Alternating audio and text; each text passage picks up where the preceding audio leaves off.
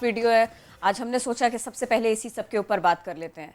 और क्यों ना करें, माँ का एहतराम होना चाहिए। बेटा माँ का तहफ़्फ़ुज़ बन जाता है जब माँ बूढ़ी हो जाती है, क्योंकि माँ ने कई रातें जागकर बहुत देर खड़े रहकर उसे गोद में रखकर तहफ़्फ़ुज़ दिया होता है।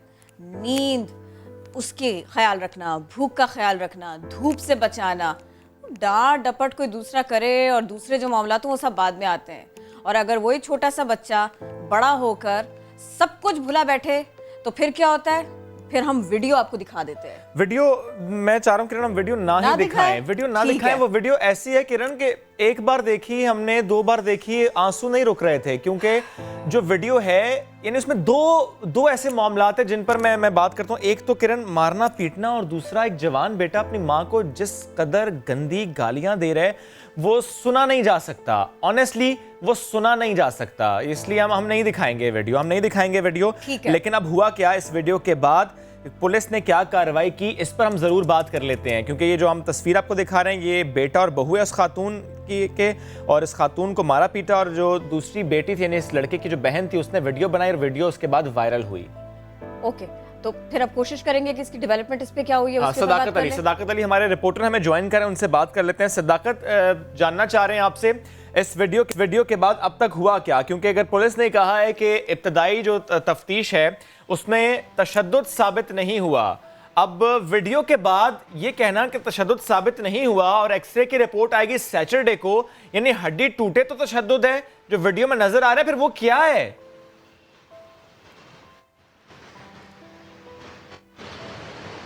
जी बिल्कुल ही थाना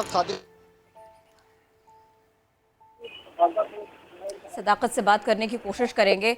जैसे शुएब भी कह रहे थे कि अगर चोट आएगी तो चोट मानी जाएगी, इसका मतलब ये हुआ कि जहनी खौफ, जहनी अजियत कुछ नहीं, रूहानी तकलीफ कुछ नहीं, इसके ऊपर कुछ नहीं हो सकता। फिर बेटा माँ के साथ ऐसा करे चाहे कोई भी हालात हो, ये बिल्कुल काबिल कबूल नहीं है। ये बिल्कुल कोई ऐसी बात नहीं है कि जिसको आम समझा जाए। ये अफसोसनाक है, इंतहाई अफसोसनाक रवैये हैं। हम कोशिश करेंगे कि इसी सब के ऊपर बात कर सकें, ये समझने की कोशिश कर सकें कि इतनी आसानी से एक बेटा कर रहा है तो उसको क्या जहन में रखना चाहिए। बिलाल कुतुब साहब मजहबी स्कॉलर हमको ज्वाइन कर चुके हैं। अस्सलाम वालेकुम बिलाल भाई। बेटा माँ से जोर से बात करे ये नहीं होना चाहिए, झिड़के डांटे ये नहीं होना चाहिए। वालिदैन वो होते हैं, माँ वो होती है। यहाँ बेटा पता नहीं क्या क्या कुछ कह रहा है, सुन नहीं सकते, उसको दोहरा नहीं सकते, जहन में इतना तकलीफ दे ये सब कुछ, ये तो मार भी रहा है। इसके लिए सिर्फ 3 लफ्ज हैं, हवस और बस। सवाए हवस के और कुछ नहीं है। देखिए, अगर आप किसी मजहबी स्कॉलर को ले लें, किसी मुफ्ती साहब को ले लें, तो वो आपको इस्लाम के और कुरान के बहुत सी रवायतें देगा, लेकिन मुझे कोई सवाल का जवाब दे कि क्या अबू जहल ने अपनी माँ को कभी इस तरह मारा? क्या अबू लहब ने अपनी माँ के मारा जिसके ऊपर अल्लाह ने कुरान में लानत क़यामत तक भेजी? क्या यजीद ने अपनी माँ को कभी इस तरह मारा? गौर फरमाइए कि जिस मुल्क में जिस मजहब के अंदर दरख्त और पत्थर ईमान लाने वाले हों, उस मुल्क के अंदर तालीम, मजहब और कानून जो है वो इस माशरे की तहजीब को किसी ढांचे में नहीं ढाल सका, तो क्या मुझे ये सवाल पूछने का हक है? मैं बड़ी ईमानदारी से और आजिज़ी से कह रहा हूँ कि जब मैं अपनी बहन के सामने जाता था तो मेरी माँ मुझे हया सिखाती थी कि निक्कर पहन के ना आओ। मुझे किसने फतवा दिया था कि सतर की लंबाई ये होती है, आप पहन सकते हैं? मुझे जब मेहनत और हलाल की कमाई खाने का सिखाया गया था तो किसने मेरे नाम पे चंदा मांग के मुझे बेकारी बनाया? जब मुझे स्कूल में ये चैप्टर पढ़ाया गया 6ठी क्लास में कि जहेज हराम है, तो मेरे नबी को बहाना बनाकर जहेज की बेहयाई मुझे किसने सिखाई? जब मैं बूढ़े माँ बाप के लिए अकेला कफील हूँ तो मुझे किसने सिखाया कि बीवी का हक है कि वो शरई तौर पे अलग हो और ये जायज है? वो कौन से अदीब हैं इस मुल्क के जिनकी कलमों ने ये लिखा कि इजहार आजादी ज्यादा जरूरी है, तकद्दुस और एहतराम इतना जरूरी नहीं? जिन स्कूलों के अंदर फार्म हाउसेज में नाइट आउट होती हो, वहां आप गुड और टच और बैड टच की बात करते हैं। भाई, मेरे बच्चों को कल्चर के नाम पे यूनिवर्सिटियों में नचाना किसने शुरू किया? जब मर्द और औरत के ताल्लुकात को नाम देने की बजाय आप दोस्ती का नाम देंगे, तो भाई फिर इस अंधेरी रात में ही रहते तो फिर सब जगह ऐसे होना चाहिए था। हम अपनी फिर तो सब तरफ ऐसे होना चाहिए था। फिर तो ये एक वाकया नहीं होना चाहिए था। फिर तो जितने लोग इसी सिस्टम से एसोसिएटेड हैं बिलाल भाई, फिर तो उन सबके साथ ऐसे होना चाहिए था। क़यामत की निशानी ये है कि बेटी माँ की इज्जत ना करे, लेकिन जब बेटी शौहर के साथ मिलके माँ को मरवाए तो क़यामत गुजर चुकी है। क़यामत गुजर चुकी है। एहसास क़यामत नहीं हुआ। बिल्कुल। और बिलाल भाई, मैं इस पर भी कमेंट आपसे लूंगा कि फिर कानून कहाँ है, लेकिन उस कमेंट से पहले कानून क्या कर रहा है, इस केस का फॉलोअप क्या है, उस पर हम बात करेंगे। सदाकत ने हमें ज्वाइन किया। सदाकत, प्लीज़ बताइएगा, कल से ये मामला सोशल मीडिया पर भी ज़्यादा रिपोर्ट हुआ, उसके बाद मेन स्ट्रीम मीडिया पर भी आया, और जब पुलिस ने एक्शन लिया तो उसके बाद क्या हुआ? क्योंकि जो खातून की बेटी हैं वो ये क्लेम करती हैं कि पुलिस ने पहले उनके भाई को, यानी उस खातून के बेटे को गिरफ्तार किया, फिर छोड़ दिया, वो घर पर नहीं थी, तो वो बेटा आया, उसने ब्रीफकेस से सामान लिया, चला गया। तशद्दुद साबित नहीं हुआ, ये समझ में आने वाली बात नहीं है। वीडियो में नजर आ रहा है जिस कदर बुरी तरीके से उस बेटे बदबख्त इंसान ने अपनी माँ पर हाथ उठाया है, वो नजर आ रहा है। फिर भी अगर हम ये सुने कि कहा ये जा रहा है पुलिस की तरफ से कि तशद्दुद साबित नहीं हुआ, तो ये कौन सी इन्वेस्टिगेशन हो रही है? क्या प्रूफ चाहिए फिर?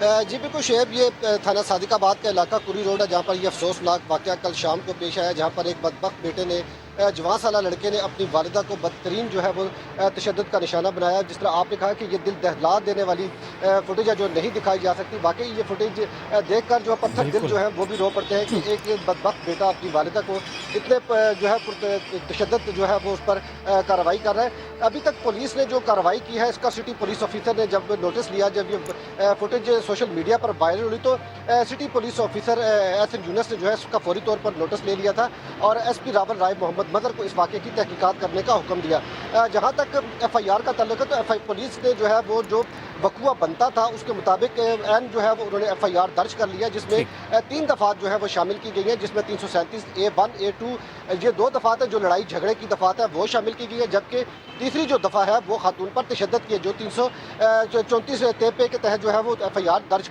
की जा चुकी है। ताहम मेडिकल जो है वो मेडिकल ये कहता है कि जब तक जिस्म पर कोई ऐसे वाज़ेह निशान या कोई ऐसे कट के निशान ना हो, उस वक्त तक जो है वो मेडिकल रिपोर्ट उसको नील ही करार दिया जाता है। ताहम खातून के जो है वो लेकिन सदाकत ये तो एक मामला है, लेकिन उस खातून ही की बेटी ने जो वीडियो पैगाम जारी किया और उस खातून की बेटी ने बाकायदा दिखाया, उसके बाजू पर निशान वो क्लेम कर रही है, उस जिस्म पर और निशान है, वो बेटी क्लेम कर रही है। हालांकि जो फुटेज है वो ज़ाहिर माँ की तो बनी भी हुई है, उस बेटी के साथ जो हुआ होगा वो तो हमें नहीं मालूम। दूसरे ये कि जब पुलिस ने कुछ मालूमात इकट्ठा की है तो फिर अहले मोहल्ला से भी बात की होगी। आम दिनों में इनका रवैया क्या रहता था? कहीं शोर की आवाज़ें आती हो, या खातून ने, उस माँ ने या उस लड़की ने कभी बताया हो किसी को कि ये लोग वैसे भी तंग करते हैं?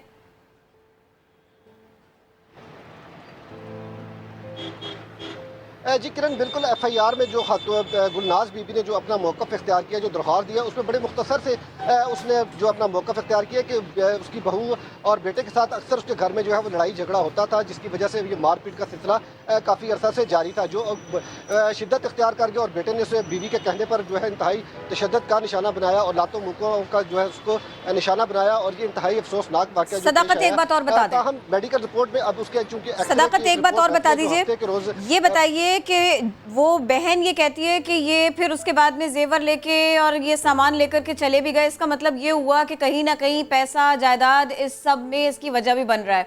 कोई ऐसा मामला है कि कोई विल इन्होंने खातून ने तैयार की हो, या ये चाहती हो कि ये कोई वसीयत लिख दें, ये किसी का हक उसको दे दें, बच्चों में कुछ बांट दें, कुछ ऐसी कोई सिचुएशन पुलिस कुछ कर पाई है इस सिलसिले में मालूमात इकट्ठा?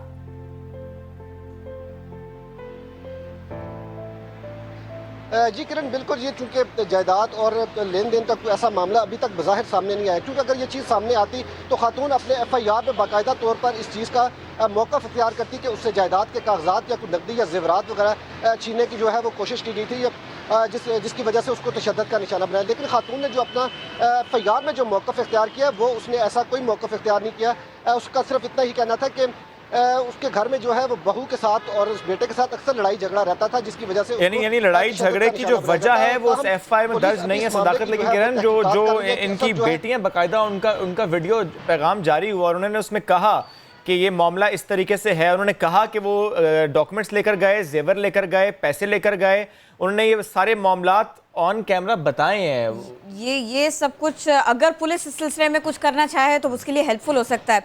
बिलाल भाई, एक तरफ तो ये एफआईआर वाला पहलू है, लेकिन मामला फिर वहीं से शुरू होता है, बात फिर वहीं से शुरू होती है। बेटी बताती है कि ये पैसे की वजह से हुआ, बेटा ये करता है कि बीवी को गुस्सा आया तो बेटे को भी गुस्सा आया, और ये सारा गुस्सा किस पर उतरा? जन्नत पर, माँ पर। वो जो दुआ दे तो आप अर्श तक पहुंच जाए आपकी कामयाबी, वो जो बद्दुआ दे तो भी दिल से न दे। मतलब बेटे का दिल हो कैसे गया इस सबके लिए।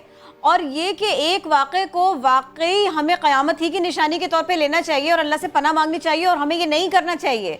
ये कम से कम ये सब कुछ दोहराया नहीं जाना चाहिए। अब वाकई पुलिस को भी कुछ करना चाहिए, लोगों को भी कुछ करना चाहिए इस सिलसिले में। बिलाल भाई, आपने बिल्कुल बजा कहा, और जो रिपोर्टर कह रहे हैं वो मेरे ख्याल में खबर से ज्यादा बड़ी खबर तो वो है जो कि रिपोर्टर दे रहे हैं। अगर ये वीडियो सबूत नहीं है तो इस मुल्क में तो एक जज को इसलिए बरतरफ किया गया क्योंकि उसकी नाचने की वीडियो आ गई थी। अगर उसको बरतरफ किया जा रहा है तो माँ की सजा को कानून क्यों नहीं मानता? इस मुल्क में मैं और आप जिंदा रहते हैं। गौर फरमाइए कि बीवी भी गंदी गालियां इसमें दे रही है, आपने बहुत अच्छा किया नहीं चलाई। शौहर माँ के ऊपर चढ़ के खड़ा होके उसको तमाचे मार रहा है, बहन इल्तजा कर रही है कि बहन को ना मारो। वो देखी नहीं जा सकती वीडियो। इस माशरे में इस्लाह नहीं चाहिए, इस माशरे में तालीम नहीं चाहिए, इस माशरे में मजहब नहीं चाहिए, इस माशरे में चाहिए गैरत। और गैरत आती है सिर्फ हलाल और हराम की तमीज करने से। हराम कमाने वाले लोग इस माशरे में ना मजहब चाहते हैं ना कानून चाहते हैं, लेकिन हलाल कमाने वाले लोग जो हैं वो इस माशरे में गैर मजहबी होने के बावजूद जो हैं वो अपनी तहजीबों को, अखलाक को और कानून को हमेशा जिंदा रखते हैं। और ये कितना इसका डार्केस्ट पहलू, सियाह तरीन पहलू इस सारे मामले का ये कि हमें तो साल हो गए ये खबरें पढ़ते हुए कि टोके के वार किए और घर के खातून को या माँ को जायदाद के लिए या गुस्से में आके या गैरत के लिए कभी बीवी को, कभी बहन को, कभी बेटी को जो है ना वो निसार कर दिया और ये गैरत की अलामत बना दिया। लेकिन बिलाल भाई, ये इनकी पिक्चर्स देखिए, इन लोगों को देखिए, ये कहने को पढ़े लिखे लोग हैं, कहने को ये वो लोग हैं कि जो बड़े शऊर है, जिनको मालूम है कि उनको क्या करना है, जिनको बात करनी आती है। बिलाल भाई, ये कितना सियाह पहलू है कि इन लोगों की तरफ से इस तरह का वाकया हो जाना। ये आम लोगों के साथ क्या करेंगे जो अपनी माँ के साथ ऐसा करे? जब आपकी बात बिल्कुल बजाय कह रहे हैं, लेकिन मेरे ख्याल में किसी औरत पर तशद्दुद करना, गैरत के नाम पे बहन और बेटी हो उसको गैरत का नाम नहीं देना चाहिए। ये हमारी अदबी जहालत है, अदबी जहालत है ये हमारी। लेकिन मुझे बताइए कि अब आपको क्या ये बात समझ आती है कि 1.25 लाख पैगंबर हमारे ऊपर क्यों आए? हमने तो कभी आदम से लेके मोहम्मद सल्लल्लाहु अलैहि वसल्लम तक जो कुरान आया वो हमारे पे क्यों आया? वो स्पेन और फ्रांस में क्यों नहीं आया? हमने जो अहकामात अल्लाह और अल्लाह के रसूल के सुने कि माँ और बाप गलत भी हो, सूरह बकर, तो आपने उफ नहीं करना। ये किसी यहूदी के लिए थोड़ी आया पैगाम, ये मेरे लिए आया। मैंने ना नबी की मानी, ना 1.25 लाख पैगंबरों की मानी, ना अल्लाह की मानी। तो मैंने मानी किसकी आखिर? मैंने सिर्फ अपनी हवस की और अपने नफ्स की मानी। इसलिए ये जो तकमील होती है माशरे की, ये एक दिन का हादसा नहीं होता, इसमें सदियां लगती हैं। जब वो सदियां मैं उस पेड़ को पानी दे रहा हूं और आज भी दे रहा हूं, तो फिर मेरा एतराज करना नहीं, मेरा सिर्फ रोना बनता है। बिल्कुल बिलाल भाई, और आपने ये जो कहा ना रोना बनता, और इससे पहले आपने कहा कि क़यामत की निशानी नहीं, क़यामत का इंतज़ार नहीं, क़यामत वाकई बीत गई, क़यामत वाकई गुजर गई। ये वाकया देखने के बाद वाकई ये बात दुरुस्त है, क़यामत गुजर गई। बिलाल भाई साथ रहिएगा। हमें इस वक्त ज्वाइन किया ह्यूमन राइट एक्टिविस्ट फरजाना बारी साहबा ने भी, उनसे भी कमेंट लेंगे। फरजाना साहबा, शुक्रिया आपके वक्त का। ये वीडियो आपने भी देखी होगी, ज़ाहिर है कल रात से इस वीडियो पर बहुत बात हो रही है। ये ऐसा नहीं कि पहला वाकया है, ज़ाहिर है ऐसे बहुत से वाकयात रिपोर्ट होते हैं, लेकिन इस इंटेंसिटी का वाकया मेरी नज़र से पहले नहीं गुजरा। What's your comment on that? देखिए, हमें तो रोज इस तरह के वाकयात जो हमारे सामने आते हैं, जो कि जिनके बारे में हम सोच भी नहीं सकते। हम इसी मुल्क में पले बड़े हैं, और हम लोगों ने कोई, अगर मैं कहूँ कि हमने ये पिछले 8 सालों में जिस किस्म के वाकयात सुनने में आते हैं, जिस किस्म की बर्बरी और तशद्दुद किया हो रहा है हमारी स्थिति में, जिस तरह के हमारे रवैये बन चुके हैं, तो वो एक हैरत होती है। और ओवरऑल मैं समझती हूँ कि देखें, एक जंगल तो कहते हैं ना कानून बन चुका है, ऐसे समाज में जहाँ पे हमें ये नजर आ रहा है कि कोई भी जो है ना रूल ऑफ लॉ है रहा ना यहाँ पे कोई अखलाकी कदरें नहीं, माशरा जो है वो बिल्कुल एक बीमार ज़हनियत के साथ जो है वहाँ की जो है वो पनप रहा है। उसमें इस तरह के वाक़यात जो है वो हमें बहुत शॉकिंग लगते हैं। लेकिन आप देखें कि आए दिन ये तशद्दुद जो है हमें घरों में बहुत ज्यादा, चाहे वो औरतों पे हो या बच्चों पे हो, वो नजर आता है। और ये माँ का तो जो ज़ाहिर है हमारे समाज के अंदर, हमारे मजहब में जिस किस्म का उसका रुतबा है, तो हमारे लिए बहुत ही शॉकिंग है। लेकिन ये मैं आपको बताऊं कि बुरे माँ बाप के साथ हम जाते हैं देही इलाकों में भी और छोटे शहरों में, वहाँ पे हम देखते हैं कि किस तरह से जो है वो माँ बाप के साथ भी बहुत बुरा सलूक होता है। क्योंकि ओवरऑल जो हमारी अखलाकियात हैं वो मैं समझती हूँ कि पूरी बहुत हमारा माशरा तनज़्ज़ुली का इस वक्त शिकार है। और बीमारी कैसे दूर होगी? उसका इजहार है जो करंटली जो इसी वाक़े में पुलिस की तरफ से हम देख रहे हैं, फिर उसके बाद में ये रोग तो दूर नहीं होने वाला। मतलब एक वीडियो पैगाम आ जाता है बहन का, वो सब कुछ बता रही है, मुझे ऐसा लगा कि पुलिस ने उसकी तरफ ध्यान नहीं दिया। अभी बिलाल भाई भी यही कह रहे थे कि जहां पर वीडियो देख कर के भी अब वो इंतज़ार कर रहे हैं कि डॉक्टर बताएगा कि चोट लगी है या नहीं, तो फिर वहां पर आप क्या सोच सकते हैं? और फिर बात वहीं आ जाती है कि ये जो फिर रूह के घाव है, ये जो जहनी कोफ्त और जहनी अजियत हुई है एक माँ को बतौर इंडिविजुअल, फिर तो उसका मैम कुछ भी नहीं हो सकता अगर पुलिस ये सब कुछ नज़ीर नहीं बना सकती, ये सबूत नहीं बना सकती। हाँ, देखें यही तो सारे मसले हैं कि ख़ास तौर पे ख़वातीन के हवाले से जब तक हम ये देखते हैं कि कोई फिजिकल इंजरी ना हो, जब भी कोई तशद्दुद का वाक़या होता है, चाहे औरतों को थ्रेट भी होता है कि जी उनको कत्ल कर दिया जाएगा अगर वो पुलिस के पास जाती हैं, तो भी उसके ऊपर कोई एक्शन नहीं लिया जाता। और ये है कि जब तक कोई फिजिकल आपकी जिस्मानी इंजरी नहीं है तो उसको तशद्दुद नहीं आप तस्लीम करते।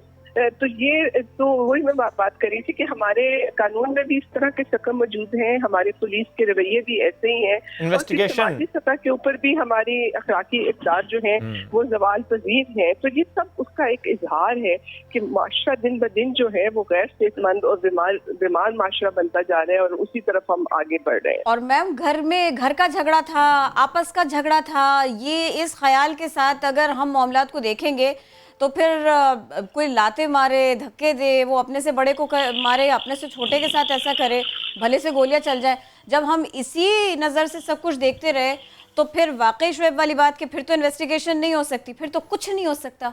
नहीं तो हो ये रहा है ना कि कुछ नहीं हो रहा है, इसी वजह से तो ये इस तरह के वाक़यात में दिन ब दिन इजाफा हो रहा है। चाहे आप देखें घरों में औरतों का कत्लेआम हो रहा है, डोमेस्टिक वायलेंस, घरेलू तशद्दुद इस हद तक इतना बढ़ चुका है, लेकिन क्योंकि जो करने वाले हैं उनका हाथ रोकने वाला कोई रहा नहीं है। और इसकी एक वजह तहफ़्फ़ुज़ देना होता है। फरजाना साहब, एग्जैक्टली, एब्सोल्युटली राइट, रियासत को तहफ़्फ़ुज़ देना होता है, क्योंकि ऐसे बहुत से वाक़यात हमारी नज़र से गुजरे हैं फरजाना साहिबा, जिसमें ये बाकायदा हुआ कि पहले उस पर बहुत आवाज़ बुलंद की गई लेकिन बाद में सुलह हो गई। लास्ट कमेंट बिलाल भाई आपसे लेना चाह रहा हूँ मैं, क्योंकि आप भी इस बारे में पहले भी बहुत बात करते हैं कि at the end of the day होता यही है, माफ़ कर दिया जाता है, सुलह हो जाती है। और ये ऐसा मामला जिसमें वो तो माँ है, वो माँ ही रहेगी। वो जिस तरह किरण ने भी कहा ना कि वो कुछ भी हो जाए, माँ कभी बद्दुआ देती ही नहीं है, कभी दिल से उसके लिए, अपनी औलाद के लिए बद्दुआ निकलती नहीं है। जिस मर्जी इंटेंसिटी का मामला हो जाए, माँ है, माफ कर देगी, यही होता आया है।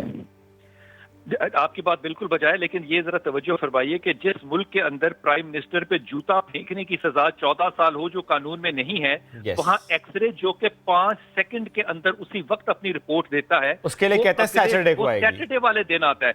यहाँ पे भाई ये बात कहते हुए जरा दिल दुखता है कि ये रियासती दहशतगर्दी है। इस वक्त जुल्म जो है वो जीत चुका है मुकदमा दर्ज होने से पहले। मुकदमा दर्ज होने से पहले जुल्म जीत चुका है। अगर यही सिलसिला चलते रहे तो ऐसे ही लगेगा। बिलाल कुतुब साहब, फरजाना बारी साहब, बहुत शुक्रिया मामले पर बात करने के लिए, आप हमारे साथ थे। मामला बहुत डिस्टर्बिंग था, बहुत ज़्यादा डिस्टर्बिंग था, लेकिन इस मामले को हमें ऐसे ही रखना होगा कि ये होना नहीं चाहिए दोबारा से कभी। तो प्लीज़ ध्यान रखें अपने आसपास लोगों पर भी, और माँ तो माँ होती है, इसे ना भुलाएं। वो बेटा आप सोच ले, बेटा ही सोच ले, मान ही ले गलती हुई है, माफ़ी ही मांग ले, वैसे अल्लाह माफ़ करने वाला, लेकिन माँ से तो माफ़ी लाजमी मांग ले। और सिर्फ ये सोच ले कि आज जो वो अपनी माँ के साथ कर रहा है, अब उसकी भी अपनी औलाद होगी, कल को उस पर भी ये वक्त आएगा, तो फिर क्या होगा, क्योंकि हिस्ट्री रिपीट्स इटसेल्फ। एनीवेज जी, बढ़ते हैं आगे। एक और मौजू की तरफ चले जाते हैं। ज़िलहज का चांद, इसकी बात कर लेते हैं। पेशगोई की गई थी वज़ीर साइंस और टेक्नोलॉजी की जानिब से कि जुम्मा यानी 31 जुलाई को ईद होगी, लेकिन वो पेशगोई गलत साबित हुई है। फवाद चौधरी साहब ने 31 जुलाई से मुताल्लिक कहा था। चांद की उम्र को देखते हुए लोगों ने ऐसी तैयारी कर भी रखी थी, काफ़ी लोगों ने ऐसी तैयारी कर रखी थी। वो तैयारी धरी की धरी रह गई। इस महीने ईद नहीं है, ईद अगले महीने होगी, लेकिन मरकज़ी रैयत हिलाल कमेटी ने अब ज़ाहिर ऐलान कर दिया और ज़ाहिर उनका ही ऐलान है वो वैलिड होता है, उन्हीं की तरफ से ऐलान किया जाता है। साहब ने अच्छे बच्चों की तरह कहा जो आप लोग कह रहे हैं ठीक है। एग्जैक्टली ऐसे, ये बड़ी अच्छी बात है कि उन्होंने कहा ठीक है। ज़ाहिर है जो रियासत का ऐलान है वो he is standing with that. Eid 1 अगस्त अब बरोज़ हफ्ता मनाई जाएगी। चलिए जी, तो हमने बात कर ली ईद की। अब वैसे किरण, छुट्टी वाला क्या मामला होगा? पहले जुम्मे को छुट्टी मिलनी थी, वो छुट्टी मिलेगी या नहीं मिलेगी? मैं सोच भी रही हूँ और मैं क्या सोच रही हूँ आपको नहीं बताऊंगी। ठीक है लेकिन एक ऐसा मामला है कि जिसको छुट्टी नहीं मिलती, मसाइल को छुट्टी नहीं मिलती। अब वो कराची में हो तो मैं कहता हूँ घंटे की छुट्टी भी नहीं मिलती, बल्कि मिनट की छुट्टी भी नहीं मिलती। और कुछ लोग हैं जो एक दिन आते हैं, बाकी सारा साल नहीं, पूरे 5 साल छुट्टियां मनाते हैं। एग्जैक्टली, इलेक्शन से पहले वो आते हैं और कहते हैं वोट सन्नू दो, लेकिन उसके बाद वोट लेने के बाद ना वो उड़न छू हो जाते हैं, गायब हो जाते हैं। फिर 5 साल लोग उन्हें ढूंढते हैं और वो 5 साल दोबारा नजर आते हैं, कहते हैं अच्छा वो ये मसाइल हो गए थे ना, हम काम कर नहीं पाए, लेकिन अब हम करेंगे। अब हम ना, हमारा सॉफ्टवेयर अपडेट हो गया, अब हम काम करेंगे। लेकिन औरंगी के लोगों के लिए, औरंगी टाउन के लोगों के लिए किसी का सॉफ्टवेयर अपडेट नहीं होता, कोई नहीं जागता, कोई नहीं आता, और यहाँ के जो मकीन है वो बूंद बूंद को तरसते रह जाते हैं। साफ पानी मिलता नहीं है जनाब, गली गली टैंकर्स आते जाते दिखाई देते हैं। तो यहाँ लोगों को क्या लगता है? हमारे नुमाइंदे खुर्शीद आलम उन्हीं के पास गए हैं, तो आपको लिए चलते हैं। औरंगी टाउन एशिया की सबसे बड़ी कच्ची आबादी, महरूमियों की कहानी अपने अंदर समेटे हुए है। यहाँ के लोगों के बहुत सारे मसाइल हैं, पानी नहीं, बिजली नहीं, सड़कें टूटी हुई, सेहत का निज़ाम भी नाक़िस, लेकिन सबसे अहम मसला है पानी का। ख़ास तौर पर सेक्टर एल ब्लॉक का जो इलाका है वो पानी से बहुत ज़्यादा महरूम चला आ रहा है और बहुत तवील अरसे से पानी की कमी की शिकायत मौसूल हो रही थी। इलाके के लोग पानी के बगैर किस तरह गुजारा करते हैं और मुंतखब नुमाइंदों से उन्हें क्या शिकायत हैं, जानते हैं उन्हीं की ज़बानी। एल ब्लॉक में परेशानी किस बात की नहीं है ये पूछें कि यहाँ पानी का मसला, बिजली का मसला, गैस का मसला। पानी का मसला तो ये है कि जो ऑनलाइन पानी है, ऑनलाइन पानी का कंप्लेन कर दिया जाता है, उस पर ब्रोकर बैठे हुए हैं।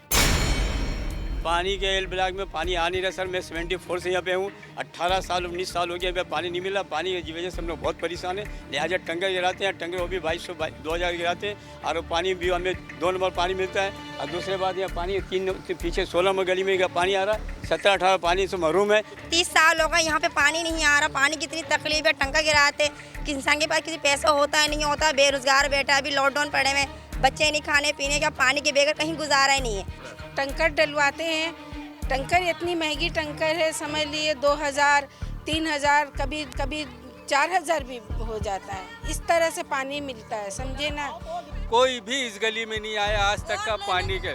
वोट लेने के लिए सब आ जाते हैं, अब वोट लेने के लिए सब घर पे आके देके जाते हैं कि वोट देना, और हम उसी को वोट देते हैं। अब पानी के मसले में कोई भी यहाँ पर पूछने तक नहीं आता है। बहुत मुश्किल से टैंकर गिरवाते हैं, गुजारा कर रहे हैं, लेकिन ये है कि सब जगह इलाके में पानी आता है, यहाँ पे नहीं आता है पानी। मेरे 8 साल हो गए शादी को, मैंने अपनी लाइफ में यहाँ पानी बहता हुआ नहीं देखा, या एक बूंद नहीं गिरा। वहाँ का पाइप, ये 4 गली का पाइप था, बोला पानी आएगा, या चमड़ा लेके चले जाते हैं, वोट लेके चले जाते हैं, सब चीज़ ये चोरवा लोग अपने अपने घर में लेके जाते हैं। जी हाँ, मैं इस वक्त मौजूद हूँ एशिया की सबसे बड़ी कच्ची आबादी Orangi town sector block L में।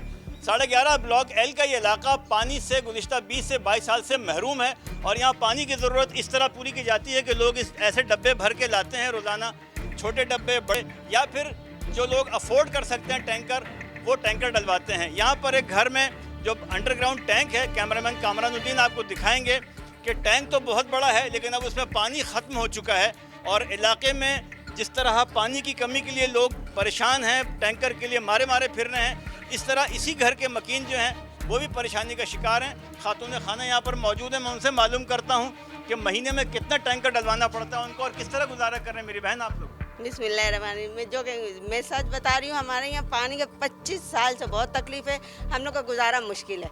हमारे यहाँ हमारे हस्बैंड कोई नहीं है, स्कूल के जॉब करते हैं, नौकरी हमारा सही नहीं है। पानी के लिए हम लोग बहुत पानी के लिए 6 से 7 टैंकर लग जाता है। टैंकर माफिया कीमत बढ़ा के, गर्मी आती है तो पानी कितने का टैंकर पड़ता है? एक टैंकर, ये एक टैंकर तो गर्मियों में तकरीबन 2,500 से 3,000 इतना बढ़ा देते हैं। बढ़ते जाए जैसे गर्मी का बढ़ते जाता है वो टैंकर बढ़ते जाता है कीमत। जिन लोगों को वोट दिया था वो आते हैं मदद के लिए कि नहीं? हाँ, बहुत आते हैं, मिठाई का टोकरा लेकर आते हैं, पानी लेकर आते हैं, सब लेकर आते हैं, लेकिन कोई यहाँ नहीं पूछने आता। वोट लेके चले जाते, पानी के लिए कोई पूछने आता। हमारा रोड खराब है, बिजली का निज़ाम सही नहीं है।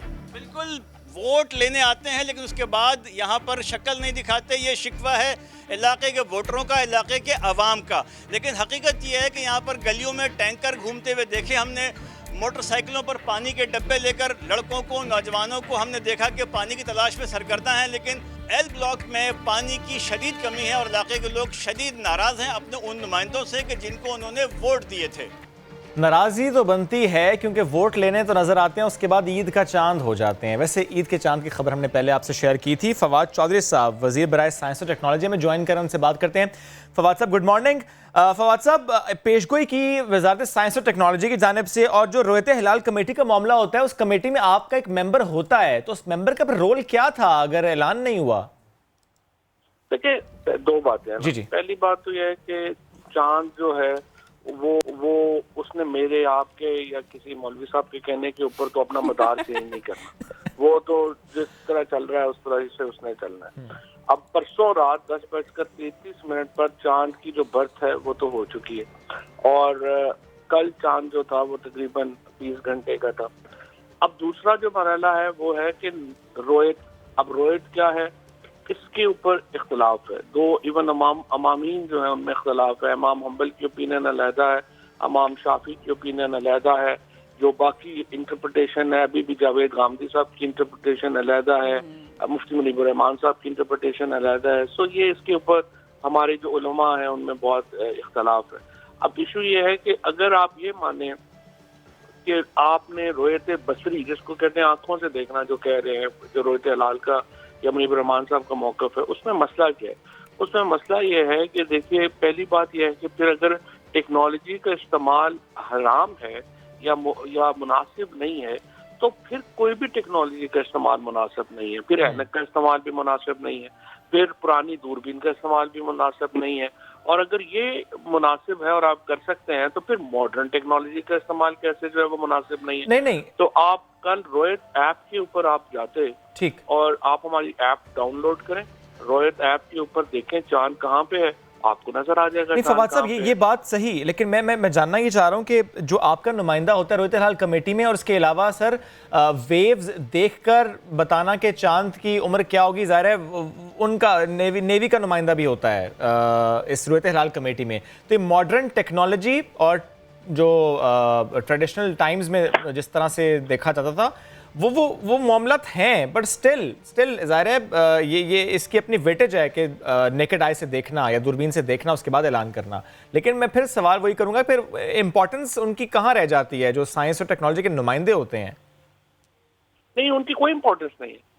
असल में तो देखें, वो तो जिस तरह से आपने कहा, अब आपने भी 2 कंट्राडिक्टरी बातें कर दी ना, कि दूरबीन से देखना या नेकेड आई से देखना। ये तो या आप नेकेड आई से देखेंगे या आप दूरबीन से देखेंगे, और अगर आप दूरबीन से देखेंगे तो आप फिर सैटेलाइट के क्यों नहीं देखेंगे? अगर आप सैटेलाइट से नहीं देखेंगे तो फिर आप ऐप को क्यों इस्तेमाल नहीं करेंगे? तो सवाल यही है ना कि या तो आप इस पर रुक जाए कि नहीं, नेकेड आई से नजर आना चाहिए, तो बस इसके बाद आप, और फिर आप रोयत हिलाल 22-23 साल के लड़के लड़कियों पे बनाए जिनकी 6x6 आई साइट होगी, और आप कोई शहादत भी तो नहीं मिली ना किसी जवान शख्स की भी? यही तो मैं आपसे कह रहा हूँ ना कि अगर बादल हैं और आप कह रहे हैं कि चांद नेकेड आई से नजर नहीं आ रहा है, तो फिर आप दूरबीन से भी नहीं देखें। मैं ये तो देखे ना, इस वक्त आप वो क्या कहते हैं, blowing hot and cold eight the same time हो रहा है ना। या तो आप टेक्नोलॉजी इस्तेमाल करें या आप ना करें। दूसरा फिर क्या इशू है कि आज आप मसलन देख लेंगे, आज आपको चांद आपको सामने नजर आ जाएगा कि दूसरा चांद है।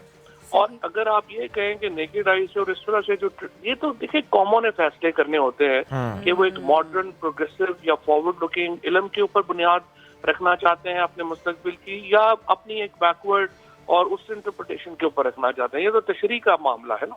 तशरीह का भी मामला है, सॉरी बात कट रही है आपकी, तशरीह का भी मामला है। दूसरे ये कि फिर आप कितना स्विफ्टली, कितना क्विकली बेहतरी की तरफ जाना चाहें, चांद और कितने सर्टन होना चाहते हैं। लेकिन इस तरह से अगर आप करेंगे तो आप कभी भी, आप तो अगली 200 साल में भी आप सर्टन नहीं हो सकते, क्योंकि जब आप इसके ऊपर होगा कि फिर तो जो जहाँ पे देखेगा वो वहाँ पे ईद कर लेगा।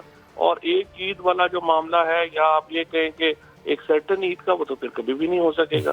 तो ये फैसला, देखें, ये मैंने फैसला तो नहीं करना, ये तो एक कौम का फैसला है। एक वो कौमें फैसले करती हैं और उसके मुताबिक उनके मुस्तकबिल का तयन होता है। और ये जो अब आप देखिए, जितना लोग आपको पसंद करते हैं, कुछ लोग फवाद चौधरी साहब आप पर तनकीद भी खूब करते हैं, तो अब वो ये कह रहे हैं कि आपको वो कैलेंडर तो लेकर ही नहीं आना चाहिए था, या वो कैलेंडर गया कहाँ, अब मिनिस्ट्री ने इतना काम किया था वो गया कहाँ, ये तो बिल्कुल आराम से मान गए। वो जो तनकीद थोड़ी सी हो रही ना सर, उसको आप एड्रेस करना चाहेंगे, उस पर जवाब देना चाहेंगे? देखिए, मान गए का मामला ये नहीं है। मैंने जिस तरह से कहा कि मेरे कहने पे या शोएब के कहने पे या किरण के कहने पे या मौलवी साहब के कहने के ऊपर चांद है तो अपना रास्ता नहीं ना बदल लेना। उसका तो वही है जो वो जो चल रहा है, क्योंकि वो तो अपने मदार में गर्दिश कर रहा है एक मखसूस वक्त के ऊपर। अब ये तो इंटरप्रिटेशन है, आगे तशरीह है कि उसको कैसे आपने बयान क्या करना है। वो मेरा सिर्फ अकेला फैसला तो नहीं हो सकता। मुल्क में रिलीजियस फ्रीडम है, हर शख्स की अपनी एक ओपिनियन है, वो अपनी ओपिनियन के मुताबिक देगा। हमने अलबत्ता 1 साल पहले, 1 साल से भी अब तकरीबन ज्यादा हो गया, कैलेंडर बना के हमने कैबिनेट को दे दिया, कैबिनेट ने आकर रिलीजियस अफेयर्स मिनिस्ट्री को दे दिया।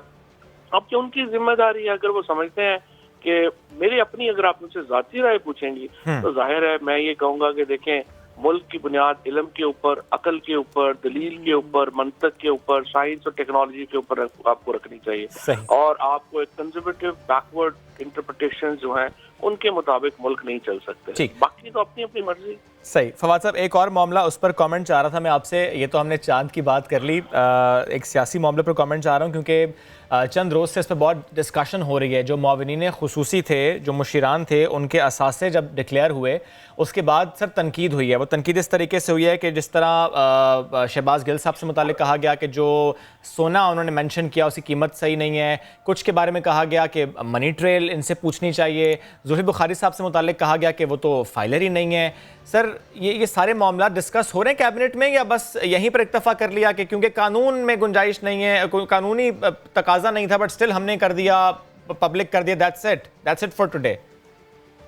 नहीं, काबीना में तो कल इसके ऊपर कोई डिस्कशन नहीं हुई है। लेकिन ये बात है कि क्योंकि शिफ्टी फराज साहब ने बाद में उसमें जो अपनी ब्रीफिंग दी है उसमें भी जाहिर है उन्होंने इसके ऊपर जो है वो बात नहीं हुई है। अब ये देखिए कि इसमें जो इम्पोर्टेंट बात है वो ये है कि जो हमारा कानून है उसमें डिस्टिंक्शन है। उसमें जो आर्टिकल 62 है उसके तहत आप इलेक्शन नहीं लड़ सकते अगर आप डुअल नेशनल है। लेकिन जो मुआवनीन खसूसी हैं उनके ऊपर ये कदगन जो है वो नहीं है। अब ये सुप्रीम कोर्ट के पास इंटरप्रिटेशन होगी गालिबन कि किस तरह से इसको वो नहीं। लेकिन मैं जानना चाह रहा हूँ, क्या इमरान खान साहब पे के ऊपर इस बात का प्रेशर है कि वो पूछें इन मुशीरान से इस मामले पर, मनी ट्रेल से मुतालिक भी, और इसके अलावा सर जुल्फिकार बुखारी बहुत करीबी हैं। जब गवर्नमेंट ये कह रही हो, आवाम को ये कह रही हो कि टैक्स रिटर्न फाइल करें, फाइलर बने, ऐसे में उनका करीबी साथी फाइलर ना हो? नहीं, जुल्फी कह रहे हैं वो फाइलर हैं। नहीं, वो कह रहे हैं फाइल करेंगे। ये अभी मुझे पता नहीं है, बिकॉज व्हाट आई अंडरस्टैंड कि ये सारे लोग जो जाहिर है जो भी पाकिस्तान में है उसने अपना FPR में अपना रिटर्न फाइल करना है। एंड आई एम श्योर कि जो ये लोग तमाम जो लोग हैं वो फाइलर होने चाहिए। बहुत शुक्रिया फवाद साहब, बेहद शुक्रिया, साथ मौजूद थे आप, इससे मुतालिक हमसे गुफ्तगू करते। इससे पहले हम चांद से मदद कर रहे थे। एनीवेज जी, बढ़ते आगे, गंदम बहरान की बात कर लें। बहरानों से निकलते हम एक और किसी बहरान में फंस जाते हैं। गंदम बहरान एक बार फिर सर उठा रहा है। इस बार जिम्मेदार कोई होगा, कोई हल निकलेगा, या फिर वफाकी और सूबाई हुकूमतें एक बार फिर से ऐसी कर रही होंगी कि जिम्मेदारी एक दूसरे पर डाल रही होंगी। गंदम बहरान समेत दीगर सियासी मामलात भी तो हैं, तो हमने सोचा इसी सब के ऊपर तफसील के साथ बात हो। संजय साधवानी पहुंचे तर्जुमान सिंध हुकूमत मुर्तज़ा वहाब साहब के पास, तो क्या मामलात रहे, क्या गुफ्तगू, आप भी देखिए।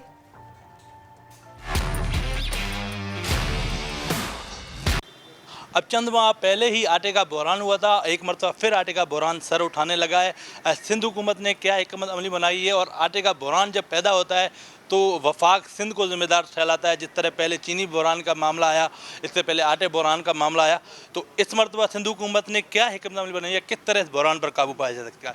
सर, क्या हिकमत अमली आपने बनाई है, किस तरह इस पर काबू पाएंगे? आपने कहा कि वफाक हर चीज़ की ज़िम्मेदारी जो है वो सिंध हुकूमत पर डाल देता है। मैं समझता हूँ हर चीज़, संजय, कोई भी मैं समझता हूँ मसला हो जाए ना, उसकी वो ज़िम्मेदारी जो है वफाकी हुकूमत सूबाई हुकूमत के ऊपर डाल देती है, सिंध हुकूमत के ऊपर डाल देती है। मैं समझता हूँ वफाक को थोड़ा सा ख़ुद चीज़ों को देखने की ज़रूरत है, मजबूत समझने की ज़रूरत है। जैसा कि मैं पहले कह चुका हूँ, मैं एक बार फिर रिपीट कर देता हूँ कि सूबाई सिंध ने अपना प्रोडक्शन टारगेट भी मीट किया और सूबाई सिंध ने अपना प्रोक्योरमेंट टारगेट भी मीट किया। तो हमारे यहाँ तो उसूल तो मेरे ख्याल से 14 लाख टन का था ना, सिंध हुकूमत ने 12.5 लाख, फिर उसको कम कर दिया। नहीं, देखें, हमने जो प्रोडक्शन किया है वो हमने ओवर एंड अबव किया, और जो प्रोक्योरमेंट किया है हमने उसको 98% हमने उसको अचीव किया। तो मैं समझता हूँ कि हमारे यहाँ तो बहरान नहीं होना चाहिए, बट चूँकि पंजाब और केपी के अंदर शॉर्टफॉल था, तो वहाँ पर जब मुनाफाखोरी स्टार्ट हुई, जब रेट्स उन्होंने इतने ज़्यादा बढ़ा लिए जो कि सिंध के मुकाबले में कम थे, तो सिंध की गंदम जो है वो पंजाब केपी मुंतकिल होनी शुरू हुई, और अब हमें पता चल रहा है कि शायद वो स्मगल होकर पाकिस्तान से बाहर भी जा रही है। तो मैं समझता हूँ इल्ज़ाम तराशी से बाहर निकल के सबको अपना काम करने की ज़रूरत है। जो शॉर्टफॉल थोड़ा बहुत है, उस शॉर्टफॉल को बआसानी मीट किया जा सकता है अगर सही तरीके से वफाकी हुकूमत ख़ुद इम्पोर्ट करे। इसमें इम्पोर्ट करने का काम भी उन्होंने प्राइवेट सेक्टर को दे दिया, तो अल्लाह ही खैर करे कि गंदम भी अपनी सारी रिलीज़ कर देंगे, सब कुछ प्राइवेट सेक्टर के हवाले कर दिए, तो पता नहीं आइंदा आने वाले महीनों में क्या होगा। पाकिस्तान तहरीक इंसाफ के गुज़िश्ता रोज़ सिंध असेंबली में अरकान पहुँचे थे, जो आग लगी थी, कहा सिंध हुकूमत ने रिकॉर्ड को आग लगाया है। तो आग हमेशा लगती रही है सिंध सेक्रेटरीट में, सिंध असेंबली में, क्या आपके लोग आग लगाते हैं?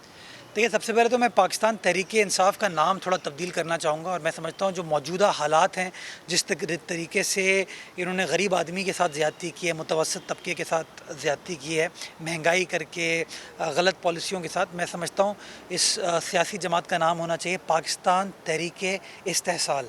ये गरीब आदमी का इस्तेहसाल करना चाहते हैं, ये मीडिया वर्कर्स का इस्तेहसाल करना चाहते हैं, ये मज़दूर का इस्तेहसाल करना चाहते हैं, ये सियासी वर्कर का इस्तेहसाल करना चाहते हैं। तो इस्तेहसाली क़ुव्वत है ये इनका, और कोई और मकसद बज़ाहिर नज़र नहीं आता। जहाँ तक ये आपने बात की, ये एक इल्ज़ाम माजी में भी लगाते रहे, आइंदा भी लगाते रहेंगे, मैं समझता हूँ इसका हकीकत से कोई ताल्लुक़ नहीं है। वफाकी काबीना के मावनी खसूसी और मुशीरान का मामला सामने आया, दोहरी शहरत क्या? आप सिंध हुकूमत के मुशीर हैं, आप पाकिस्तान में रिटर्न फाइलर? बिल्कुल फाइलर हूँ, और मैं अल्हम्दुलिल्लाह इमरान ख़ान साहब से भी ज़्यादा टैक्स पे किया है मैंने, उनके पाकिस्तान के सदर मुमलिकत आरिफ अलवी साहब से भी ज़्यादा, और गवर्नर सिंध इमरान इस्माइल साहब से भी ज़्यादा टैक्स पे किया है। तमाम चीज़ें मेरी इलेक्शन कमीशन के पास हैं।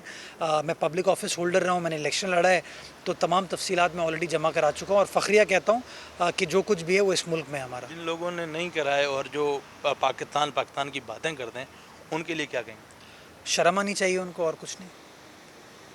अभी जो शहबाज गिल समेत जो दीगर लोग हैं जिनसे आपकी काफ़ी मोहब्बत भी रही है, उन मोहब्बत है मेरी, मुझे कोई फ़र्क नहीं पड़ता। उन दोहरी शहरियत का उनका मामला है, तो बहसियत तर्जुमान सिंध हुकूमत वफाकी हुकूमत से क्या मतलब? अच्छा, आप दोहरी शहरियत कह रहे हैं, दोहरी शोहरत कह रहे हैं? ज़रा ये तो मुझे क्लैरिफाई करें। दोहरी शहरियत, क्योंकि वो मुझे लगता है जब भी इनकी बात करते हैं तो शोहरत पे आते हैं, क्योंकि थोड़े से पता नहीं कौन लोग हैं, कहाँ से आए हैं, क्योंकि ऐसा कोई बैकग्राउंड तो इनका यहाँ पर नहीं था। देखिए, मैं समझता हूँ कि आइन की सरबुलंदी होनी चाहिए, कानून की सरबुलंदी होनी चाहिए। हमें ज़्यादा दूर नहीं जाना चाहिए। हमें इमरान ख़ान साहब के अपने जो स्टेटमेंट्स हैं, जहाँ पर उन्होंने माजी में अकामा होल्डर्स के बारे में क्या क्या फ़रमाया है, डुअल नेशनैलिटी वालों के बारे में क्या फ़रमाया है, ग्रीन कार्ड होल्डर्स के बारे में क्या फ़रमाया है, मैं समझता हूँ उनको आप मंजर आम कर दें। तो मेरा ओपिनियन तो छोड़ दीजिए, जब खान साहब ख़ुद माजी में ये कहते थे, तो मैं समझता हूँ वक्त आ गया कि जब इक़्तिदार उनको मिला तो उसी पॉलिसी को वो फॉलो करें। जी बिल्कुल, तर्जुमान सिंध हुकूमत का कहना है कि हमने अपने टारगेट को अचीव किया है और सिंध में कोशिश करेंगे गंदम का बहरान पैदा ना हो। जी संजय, शुक्रिया, आपने उनसे गुफ्तगू की, हमारे लिए रिकॉर्डिंग की। एनीवेज, एक ब्रेक का वक्त हुआ है, ब्रेक लेते हैं, वापस आते हैं। स्टे विद अस।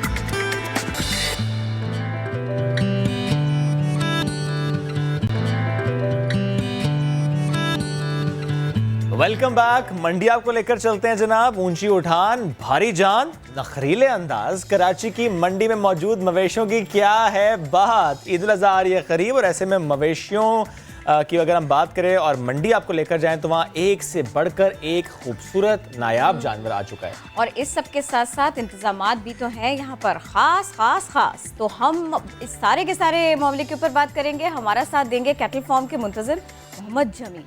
उनसे बात कर लेते हैं मजीद, उन्हीं से जान लेते हैं। अस्सलाम वालेकुम, वेलकम टू नया दिन। ये बताइए आपके स्टॉल में कितने जानवर हैं और सबसे भारी जानवर, इतना भारी कैसे, क्या वजन है, कितने मन का है? जानवर कोई 28 मन का है, कोई 25 मन का है। 28 मन? जी सर। ये 28 मन का जानवर, इसका नाम क्या है, कितने का है ये? सर इसका मांग रहे 35 लाख रुपया। अगर दिखा दें ये 28 मन का जानवर। जी जी बिल्कुल है सर, लाल बच्चा। ठीक है जी। बहुत मेहनत होती है, दूध मक्खन। अच्छा, ये जो आ रहा है भूरा, जी तगड़ा जी। है। कीमत भी तो बताएं। नए सिरे से बताएं। इसके सर मांग रहे 35 लाख रुपया ना। 35 लाख। और जो लेकर जाएगा वो क्या खिलाए पिलाएगा इनको? क्या खास खिलाते हैं आप लोग? आम चारा या फिर कुछ और? इसको नहीं, आम चारा नहीं होता है, इसको दूध पिलाते हैं, मक्खन खिलाते हैं। इसमें बहुत मेहनत होएगी। एक सालाना पे जो है ना, एक साल पे खर्चा होता है जानवर पे 4.5 लाख रुपया।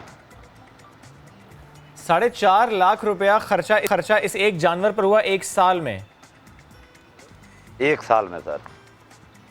फिर भी जो डिमांड आप कर रहे हैं वो बहुत ज्यादा नहीं है? सर ये बच्चे बहुत महंगे मिलते हैं सर। जी जी। अच्छे जानवर जो होते हैं ना वो इसको पालना पड़ता है। ओके। जी जी सर। अच्छा, ये तो एक जानवर आपने बताया और दिखाया, इसके अलावा जरा बताएं सेकंड नंबर पर कौन सा है? इससे थोड़ा सा हल्का, मामूली सा कम। मामूली फिर खरीदने के बारे में फिर भी बहुत महंगा होगा। जी जी जी जी। इससे कम वाले भी हैं, 5 लाख तक है। अच्छा, यानी कम से कम जो एक बछड़ा मिल रहा है आपके पास वो ये कौन है आपके पीछे? इनका नाम क्या है? 5 लाख का। ये जो आपके पीछे? नहीं, ये 5 लाख का नहीं हो सकता। इनका नाम बताइए। इसका मांग रहे ये लाल बादशाह। लाल बादशाह की कीमत क्या है? लाल बादशाह की सर मांग रहे 28 लाख रुपया। 28 लाख रुपए। और इनका नाम लाल बादशाह क्यों है? ये प्यार से नाम रखा है, दिल के मोहब्बत बच्चों के साथ पाला है ना। बच्चों की प्यार आए तो आदमी कोई भी नाम रख सकता है। ठीक है, वो सब कुछ जबरदस्त है, लेकिन कोई खुसूसियत होगी जिसको देख के आप लोगों को लगा कि नहीं इनका नाम तो यही सजता है। जी जी, बस नाम अच्छा जो लगता है वही लगता है बच्चे पे। जो खूबसूरत जानवर तो है। अब देखिए, ब्लैक, व्हाइट और ब्राउन, बड़ा मिक्स कलर है। अब ये बताएं मुझे कि ये जो आप दिखा रहे हैं और जो आपने कहा 5 लाख का भी है, मैंने ज़रा फ़र्क बहुत है ना, 35 लाख और फिर 5 लाख। ये 5 लाख वाला दिखाया ताकि अंदाज़ा लगा सकें हम कितना फ़र्क है, क्योंकि प्राइस में तो बहुत ज़्यादा फ़र्क है। जी, 5 लाख वाला सर उसमें जो है ना दूध मक्खन नहीं देते, वो अपने राशन को जो है ना, उसका क्या कसूर था? उसको भी दूध पिला देते थोड़ा सा, या वो पीता नहीं था दूध? हाँ सर, नहीं सर वो दूध पीते हैं मगर वो हाई लेवल के बच्चे नहीं बनते। अच्छा, ये तो अच्छा जानवर होता है उसको पिलाना पड़ता है। यानी ये जानवर की कहना चाहिए कि उस पर डिपेंड करता है कि अच्छा इसमें ये कैपेबिलिटी है कि अगर इसको इतना खिलाएंगे, दूध पिलाएंगे, मक्खन खिलाएंगे, खास चारा खिलाएंगे तो ये जल्दी इसमें गोश्त बढ़ेगा, ये जल्दी तैयार हो जाएगा। वैसे ये जो जल्दी तैयार वाली बात है, कितना वक्त लगता है नॉर्मली? ये 1 साल की तैयारी होती है या ज्यादा तैयारी होती है? सर ये बड़ा जानवर जो है ना 3 साल में तैयार होता है। 3 साल में तैयार होता है, और 1 साल में अगर 3-4 लाख रुपए लग गए तो 12-13 लाख तो वैसे ही लग गए। लग जाता है सर। ये बच्चा जब पैदा होता है, बच्चा जो है ना ये 9 लाख का जो है ना मिलता है। यानी 21 लाख तो यहीं बन गए खाली बच्चा एक में। 35 का जी जी है ना? वो बताइएगा, ये जो 35 लाख का जानवर जिसकी आप बात कर रहे थे, भूरा, ये कितना बार्गेनिंग के बाद में थोड़ा बहुत कम करेंगे इसके ऊपर? आप कितना कम भी रेट मिले तो आप देंगे, ये बताइए। ये फाइनल जो है ना कम से कम ये 26-27 से कम नहीं देंगे। 6-7 लाख तो आपने यूं ही गिरा दी है। कितना बड़ा दिल है आपका। नहीं किरण, आपको टैलेंट था, आपने ऐसे एक जुमले में बार्गेनिंग करा दी है। 6-7 लाख रुपए की। मेरा अगर किसी को पसंद आ रहा है जानवर तो वो किरण से कहेंगे जी रिक्वेस्ट करें, आप देखिए उनके एक जुमले से 7 लाख तो यूं गिर गए हैं। अब देखें आप, जो आएगा वो ये 7 कम करके ही आएगा। जी हाँ बिल्कुल, यानी आपने कहा था। जी जी जी जी। अच्छा, वैसे अभी तक कितने जानवर बिक गए हैं ताकि हम जरा अंदाजा लगा पाएं, क्योंकि ज़ाहिर है अभी भी हफ्ता 10 दिन बाकी हैं ईद में, लेकिन जानवर बिकने का जो एक मामला है पहले की तरह ही है या इस बार थोड़ा आपको लग रहा है कि नहीं अभी लोग नहीं खरीद रहे, बिल्कुल आखिर में खरीदेंगे? सर अभी खरीद जो है ना, कल से जो है ना कस्टमर शुरू हो गया है खरीदारी पे, बिक रहा है माल सर। सारी जानवर जो है ना काफ़ी कट गया मेरा 40 माल बिक गया सर। 40 जानवर आपके निकल चुके हैं, वो कितनी मालियत के थे? 40 निकल चुके हैं। और ऐसा तो नहीं अब रेट बढ़ा दें आप कहीं ट्रेंड देख के? जी जी, जानवर जो है 40 उधर बेचे हैं। जबरदस्त हो गया। लेकिन ये थोड़ा सा बताएंगे, ज़रा आप हर साल आते हैं इस मंडी में जानवर लेकर, लेकिन हर साल की तरह ये साल नहीं है, ये साल बड़ा मुख्तलिफ है कोरोना की वजह से। थोड़ा सा बताएंगे उसने आपको किस तरह से असर अंदाज किया है इस कोरोना की वबा ने? सर इस दफा जानवर बहुत कम आया है। अच्छा, मंडी पे ना सर? जी जी जी जी। नहीं 18,000 19,000 गाड़ी आती थी। अच्छा जी 19,000 गाड़ी आती थी, अभी गाड़ी पहुंची है 10,000 तकरीबन आधी। तो आप भी जितने जानवर हर साल लाते हैं उससे आधे जानवर लाए हैं? नहीं सर, हमारा जानवर होता है 250। आप 250 ही लाए हैं? जी सर। ठीक है, आपको उस तरह से 110 जानवर फार्म पे बिका है। ठीक है, और आपके 40 तकरीबन जानवर हैं जो बिक चुके हैं। बहुत शुक्रिया सर, साथ मौजूद थे आप और हमें भूरा दिखाया, लाल बादशाह दिखाया। वक्त होता तो हम और कलर्स के जानवर भी देख लेते। चलिए जी ब्रेक लेते हैं, वापस आते हैं, stay with us.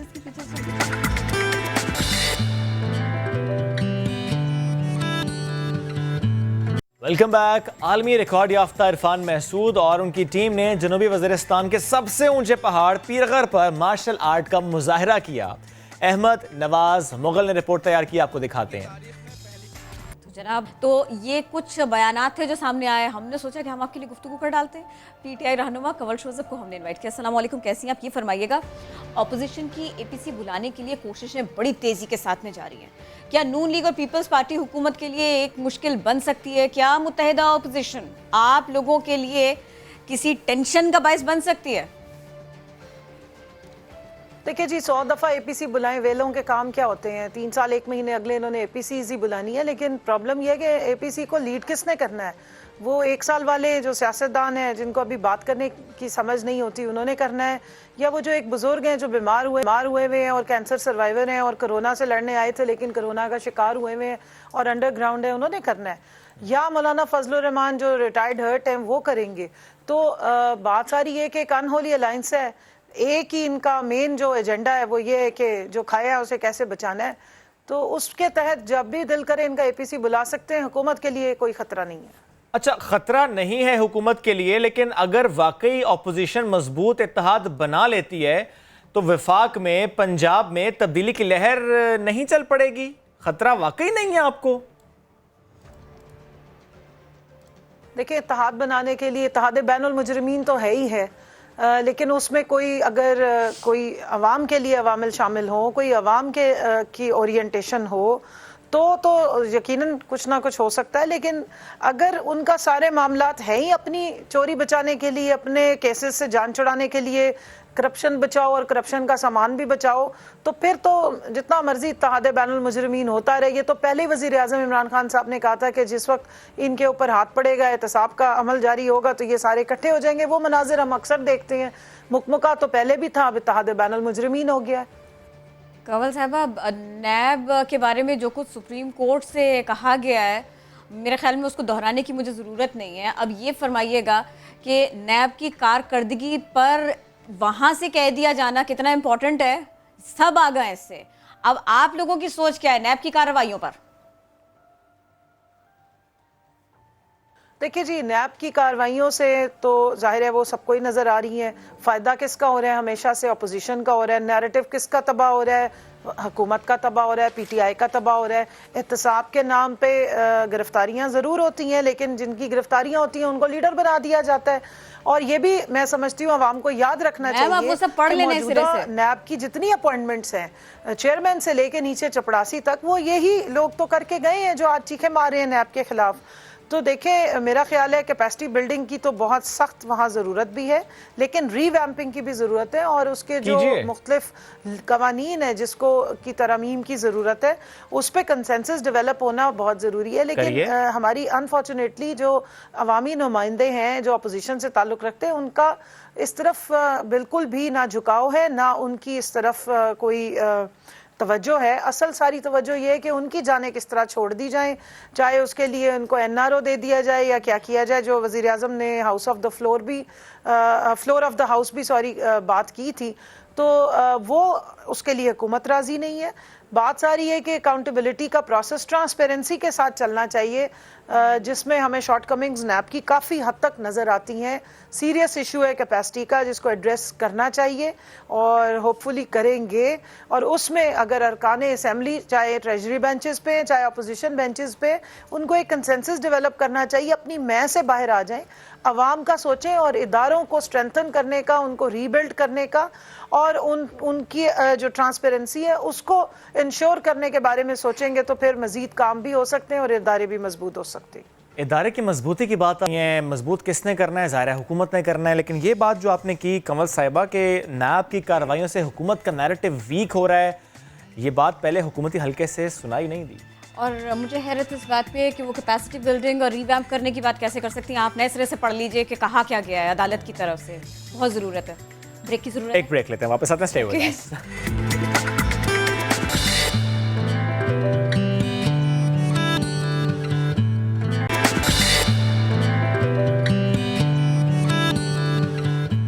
Welcome back after the break. Kashmir की बात करते हैं, जहां भारत ने मजालिम ढाए हुए हैं। कोरोना के पेश नज़र अक़वाम मुत्तहिदा के सेक्रेटरी जनरल की जंगबंदी अपील की धज्जियां भारत ने बिखेर दी।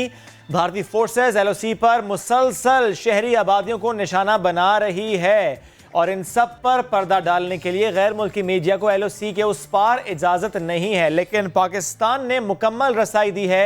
पाकिस्तान ने कहा कि हम आपको डिटेल से दिखाएंगे कि वहां पर भारत कर क्या रहा है। अक़वाम मुत्तहिदा फौजी मुबस्सिर मिशन और गैर मुल्की मीडिया का वफ्द आज फिर लाइन ऑफ कंट्रोल के दौरे के लिए इस्लामाबाद से रवाना हो चुका है। इस अहम डेवलपमेंट से मुताल्लिक हम आपको खबर दे रहे हैं कि कश्मीर में भारत क्या करता है, शहरी आबादी को किस तरीके से निशाना बनाता है, वहां पर जिस तरह से गोलाबारी की जाती है और वहाँ के ख़वातीन, बुजुर्ग, बच्चे, जो शहरी आबादी है उनको मुसलसल निशाना बनाना। LOC के खिलाफ वर्जी जो कि इस साल पाकिस्तान ने क्लेम किया कि इस साल भारत ने सबसे ज़्यादा खिलाफ वर्जियाँ की हैं। If you compare it with previous years, तो बहुत ज़्यादा खिलाफ वर्जियाँ भारत की तरफ से LOC की खिलाफ वर्जियाँ जो है वो की गई हैं। आगे बढ़ते हुए आपको बताएं, कराची का सबसे बड़ा सरकारी अस्पताल जिना हॉस्पिटल, यहाँ पर न सिर्फ ये कि कोरोना के पेशेंट्स आते हैं, उनका इलाज किया जाता है, उनको सहूलत, उनको राहत दी जाती है, यहाँ रोज़ाना की बुनियाद पर सैकड़ों दीगर अमराज में मुब्तला अफराद भी आते हैं। मुख्तलिफ अमराज के लोग भी यहाँ पर आते हैं, मरीज़ आते हैं और फिर उनको बर वक्त तिब्बी सहूलतें दी जाती हैं। अस्पताल की जो सूरत हाल है, मुख्तलिफ पहलू हैं, कितना प्रेशर होता है जिना हॉस्पिटल पर, कोरोना नो कोरोना, किस तरह से वहाँ के इंतज़ामात चलाए जाते हैं, कितना ज़्यादा मरीज़ों का ख्याल रखा जाता है, कितना भरोसा लोगों का है। और ये कहने को कराची में, लेकिन पूरा पाकिस्तान, ये पूरे पाकिस्तान के मरीज़ों को केटर करते हैं। तो आज हमने सोचा इसी सब के ऊपर बात कर लेते हैं। हमारा साथ देंगी अब जिना हॉस्पिटल के एग्जीक्यूटिव डायरेक्टर सीमी जमाली साहिबा। अस्सलाम वालेकुम मैम, कैसी हैं आप? सबसे पहले अपनी तबीयत के बारे में बताइए। मैं बिल्कुल ठीक हूँ, आप कैसे हैं? अल्हम्दुलिल्लाह, वी आर फाइन। थोड़ा सा बताएंगी आप, अभी आपकी तबीयत कैसी है? मैं बिल्कुल ठीक हूँ अल्हम्दुलिल्लाह और ड्यूटी पर हूँ। So good to see you back. Actually, इससे पहले कई रोज से ना सोशल मीडिया पर जिस तरह की बातें होती रहीं आपकी सेहत से मुताल्लिक, आपके इलाज से मुताल्लिक, तो जाहिर है सोशल मीडिया से मुताल्लिक तो मैं और किरण हमेशा ये बात करते हैं कि उसकी जो भी चीज़ आप देखें उसको ना शेयर करें, वो अनवेरीफाइड होती हैं और उससे पैनिक क्रिएट होता है। बिकॉज आप साथ मौजूद हैं तो मैं चाह रहा हूँ तो आप भी शेयर कीजिए कि सोशल मीडिया पर जो खबरें शेयर हुई उससे आपको कितना नुकसान हुआ, यानी कितनी अजियत से आपको गुजरना पड़ा जबकि आपकी तबीयत भी ख़राब थी। मैं जी बस एक बात कहना चाहती हूँ कि किसी भी शख्स को किसी की दिल आज़ारी नहीं करनी चाहिए। हम लोग यहाँ पे लोगों की दिल आज़ारी करने के लिए नहीं बैठे हुए, हम लोग लोगों को कंफर्ट करने के लिए बैठे हुए और उनका ख्याल, इलाज, मुआवजा करने के लिए बैठे हुए। अगर लोग दिल आज़ारी करेंगे किसी की भी तो एक टाइम आता है कि लोग जो हैं नाराज भी हो जाते हैं और किसी की बददुआ ना लग जाए। तो मेरे ख्याल में ये दिल आज़ारी करने वाली बात जो है अच्छी नहीं है। मैंने खुद भी देखा था, मैं कोई इम्पोर्टेंस इसको इसलिए नहीं देना चाहती कि सोशल मीडिया पे तरह-तरह की बातें होती रहती हैं। मुझे मुस्तकिल ये कहा गया कि मुझे कोविड हो गया। हालाँकि शुक्र अल्हम्दुलिल्लाह मुझे कोविड नहीं हुआ था। बट मैं आपको बता दूँ कि ये उस शाम की कहानी है जिस दिन ये प्लेन क्रैश हुआ था कराची में और कराची के एयरपोर्ट के करीब। तो I was taken very ill that night. उस शाम तक तो हम काम करते रहे। हमारी मिनिस्टर साहिबा वहाँ पर थी थ्रू आउट द प्रोसीजर्स जो देख रही थी वो वहाँ पर बैठी हुई थी और she watched everything through out. उसके बाद आई फेल्ट सिक एंड वहीं सीटी स्कैन मेरा जिना में हुआ था रात के वक्त में और रात के 12 बजे के बाद बल्कि, और I was in the hospital. लेकिन और ये भी डायग्नोसिस जो थी मेरी आउट ऑफ द ब्लू हुई, लेकिन ना मैं कभी सोच सकती थी।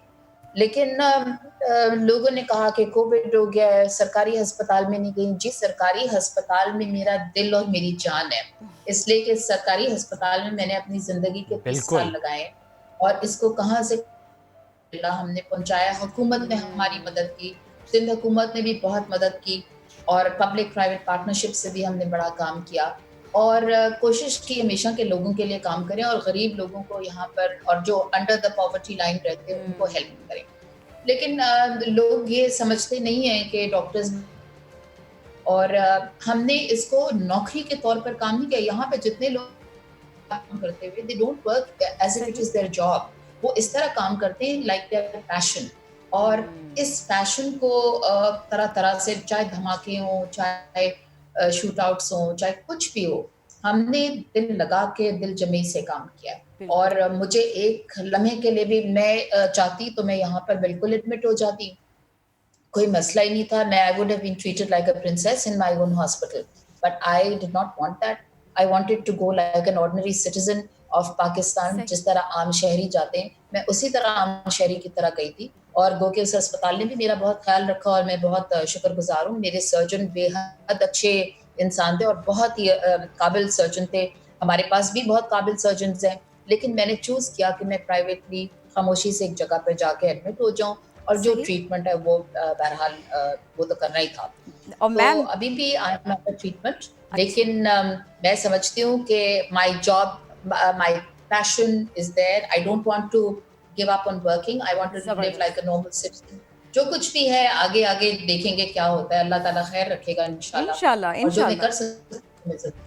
अच्छा मैम, अब आपने ऑफिस भी ज्वाइन कर लिया और अब आप सारे के सारे मामलात भी देख रही हैं।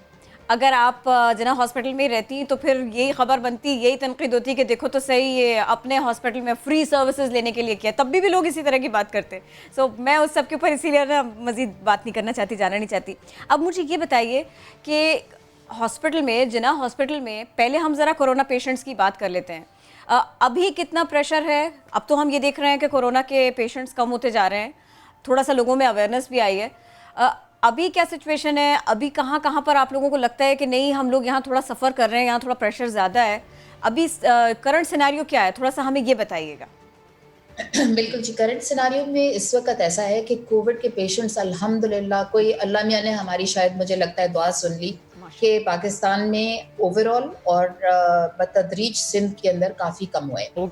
जिस रफ्तार से हमारे पास पेशेंट्स आ रहे थे उस रफ्तार से एक तो आने कम हो गए, और जिस तरह हमारे आईसीयूज भरे हुए थे और ओवरवेल्म हो रहे थे हमारे शहर के, वो इस वक्त नहीं हो रहा। So we are quite satisfied. हम जो समझ रहे थे कि हमारा हेल्थ सिस्टम बिल्कुल कोलैप्स हो जाएगा, ऐसा नहीं हुआ और अल्हम्दुलिल्लाह मैनेज हो गया। मैम ये बता सकती हैं? जी प्लीज बाद में मुकम्मल कीजिए। साथ अगर ये बता पाएं कि आजकल सिचुएशन क्या है, यानी कितने पेशेंट्स जिना हॉस्पिटल में आते हैं कोरोना के और एक ही दिन में कितने यहाँ से डिस्चार्ज होते हैं?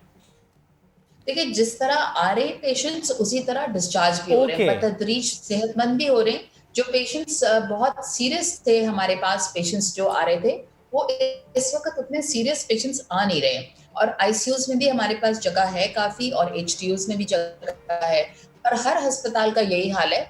इसलिए पेशेंट्स जो हैं उसमें एक डिक्लाइन हो गया है, या हम ये कह सकते हैं कि एक प्लेटो सा हो गया है। लेकिन कर्व जो है हमने फ्लैटन कर लिया। लेकिन ये रिसर्जेंस जो है इन्फेक्शन की, ये दोबारा भी हो सकती है और हमें अब बहुत ख्याल करने की जरूरत है, क्योंकि आगे आगे बकरीद ईद है और उसके बाद मुहर्रम उल हराम का महीना है, तो रिसर्जेंस ऑफ इन्फेक्शन हो सकता है। सीमा साहब, आपने कहा फ्लैटन द कर्व, लेकिन इस वक्त भी पाकिस्तान में अगर कहीं पर केसेस रिपोर्ट ज़्यादा हो रहे हैं तो वो सिंध ही है बहरहाल, as compare to Punjab, KP, Balochistan, Islamabad, Gilgit. But still अगर आप कह रहे हैं फ्लैटन द कर्व, इसका मतलब तो ये हुआ कि पूरे पाकिस्तान में सिचुएशन ज़्यादा अच्छी है, क्योंकि सिंध में बहरहाल केसेस ज़्यादा हैं। जी बिल्कुल, पाकिस्तान में सिचुएशन अच्छी है। हमें तो फिगर से ही नजर आता है। सिंध में ज़्यादा इसलिए नजर आते हैं आपको कि टेस्टिंग कैपेसिटी सिंध की बहुत ज़्यादा है, और टेस्टिंग कैपेसिटी जब ज्यादा होगी तो आपको ज्यादा नंबर ऑफ पेशेंट्स मिलेंगे, लेकिन एट द सेम टाइम आपको डेथ जो है वो कम नजर आ रही है। So definitely there has been a great improvement, और इंशाल्लाह आहिस्ता आहिस्ता और इम्प्रूव हो जाएगा अगर हमने ख्याल रखा। और जब हम टेस्टिंग की बात करते हैं तो जिन्ना हॉस्पिटल में जी आप बताइए। हमें ये करने की जरूरत है कि हम अब लोगों को एहतियाती करवाएं और मास्क लोग लगाएं, डिस्टेंस रखें सोशल एक दूसरे के साथ, और ये ईद बकरा ईद पे लोगों के घर में जो हम मुलाकातें करने जा रहे होते हैं, ये काम जो है इससे हमें या अगर जाएं तो पूरी पीपीई पहन कर जाएं बारबेक्यू पार्टी में अगर जाना इतना ही जरूरी हो जाए। जाने की जरूरत नहीं है, बारबेक्यू पार्टी की जरूरत है। I was about to say कोई जाना चाहे तो पीपीई पहन कर चला जाए, क्या मसला है? घर पे बैठ के खाएं, आराम से खाएं, अकेले खाएं, बल्कि साथ ही ना जूम पे या स्काइप पे या व्हाट्सएप वीडियो कॉल पे ज्वाइन कर लें सबको कि अपने अपने घर में बारबेक्यू पार्टी। लेकिन सीमा साहब लास्टली, क्योंकि आपने कहा कि आप पेशेंट्स कम रिपोर्ट हो रहे हैं, रिकवरी रेट बहुत अच्छा है, टेस्टिंग पर आपने कहा कि कैपेसिटी तो पूरे पाकिस्तान की इस वक्त ज़्यादा है, वो कहीं पर कम हो रहे हैं, कहीं पर ज़्यादा हो रहे हैं। जिन्ना हॉस्पिटल में टेस्टिंग कम हो रही है या जितनी रिक्वायर्ड है उतनी हो रही है? हमारे पास ठीक है testing capacity, about 100-150 test day हो रहे हैं। और जितने लोग आते हैं, मेरा ख्याल में हमने किसी को रिफ्यूज नहीं किया। सारे पेशेंट्स जो लोग आते हैं टेस्ट कराने के, आप यानी लोगों को इंतजार भी नहीं करना पड़ता, किसी को जिन्ना हॉस्पिटल से टेस्ट कराना है तो उसका टेस्ट फौरन हो जाएगा, क्योंकि अब रश नहीं है। ठीक, बेहद शुक्रिया डॉक्टर सीमी जमाली साहबा, एग्जीक्यूटिव डायरेक्टर जेपी मौजूद थे आप, और बहुत अच्छा लगा आपसे बात करके। आपने ज्वाइन किया वापस ऑफिस से तो और अच्छी बात है, and she is very active माशाल्लाह।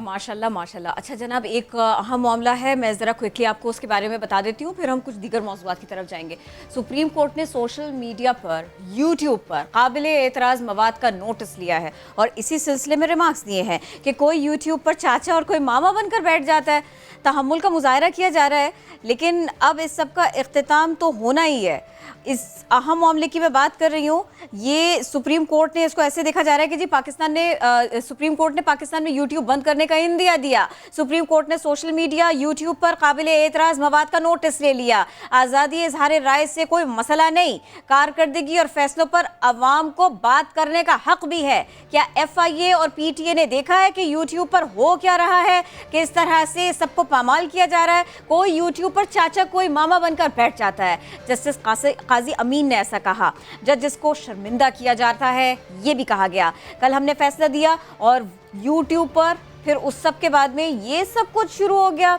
ऐसे रिमार्क्स भी दिए गए कि हम तहम्मुल का मुजाहरा कर रहे हैं, लेकिन सवाल यह है कि आखिर इसका इख्तिताम तो होना है, ये कहा गया। ये अहम रिमार्क्स है सुप्रीम कोर्ट की तरफ से, but at the same time ज़ाहिर है यूट्यूब से मुताल्लिक हम कई अरसे से बात करते आए। इसके अगर रेगुलेशन की बात हम करें, जो लोगों ने चैनल्स बनाए होते हैं, जो बात की जा रही होती है, जो रेगुलेशन की बात की जा रही होती है, वो अपनी जगह, लेकिन यूट्यूब इज़ ब्रिंगिंग बिजनेस। लाखों डॉलर्स पाकिस्तान में यूट्यूब ला रहे हैं। और फवाद चौधरी साहब ने कहा था, क्योंकि साइंस एंड टेक्नोलॉजी के मिनिस्ट्री को वो हेड कर रहे हैं, उन्होंने कहा था वो बैन के खिलाफ हैं, वो इस बैन के खिलाफ हैं। और ये कि जो बेरोजगार हो रहे हैं, एक तरफ तो ये कि कुछ लोग इसी को एम बनाकर आते हैं कि वो यूट्यूब से अर्न करेंगे, दूसरी तरफ वो लोग हैं कि जिनकी नौकरियां जा रही हैं, रोजी छिन रही है, वो भी यूट्यूब का रुख करते हैं। और वैसे भी इसको लर्निंग का एक टूल भी माना जाता है इस सबके साथ साथ। तो इन सारे के सारे मामलात को देखना होगा आगे चलकर। मामला ये था, हमने आपके सामने रखा।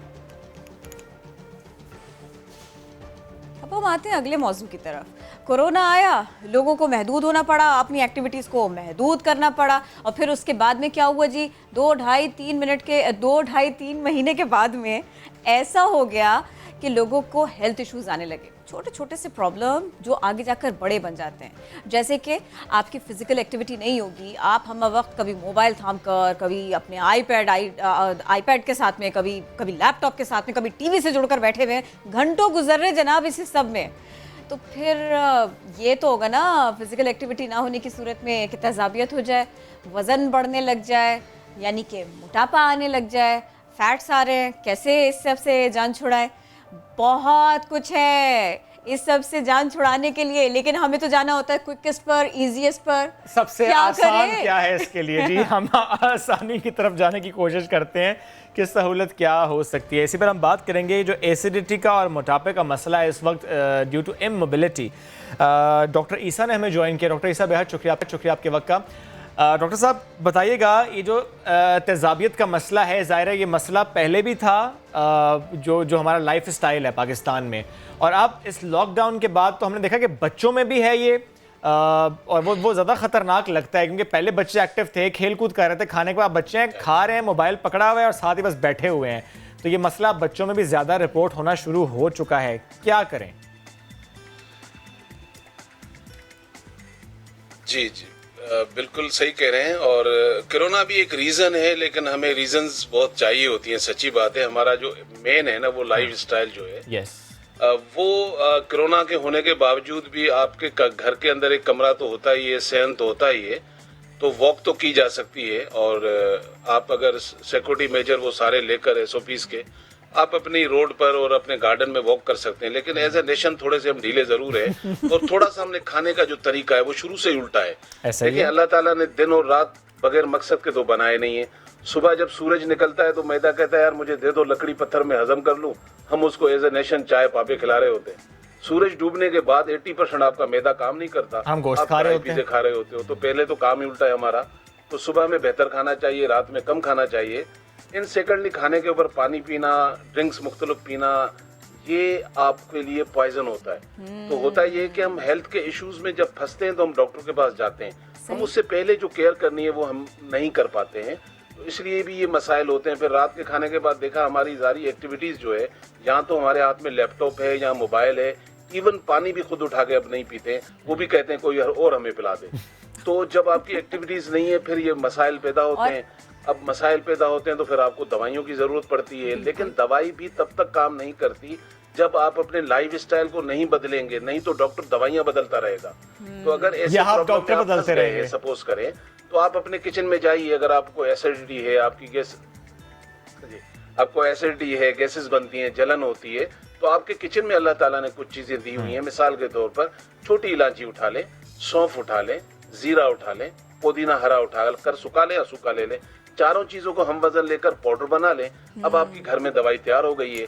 आधी चमची सुबह नाश्ते से पहले, आधी चमची रात को खाने से पहले। गैस होने के, एसिडिटी के मसाइल इससे खत्म हो जाएंगे। लाइफ स्टाइल फिर भी कहूंगा आपको चेंज करना पड़ेगा।